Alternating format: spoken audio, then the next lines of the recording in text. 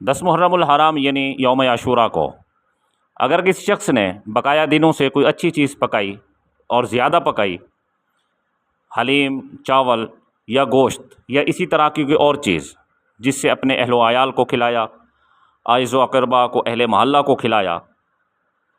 یہ بدعت نہیں ہے۔ اس کا ثبوت سید الانبیاء صلی اللہ علیہ وآلہ وسلم کی احادیث طیبات میں موجود ہے۔ امام ابن عدی علیہ الرحمہ اپنی سند کے ساتھ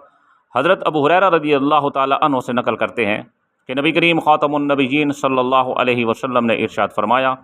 جس شخص نے یوم عاشوراء یعنی 10 محرم الحرام کے دن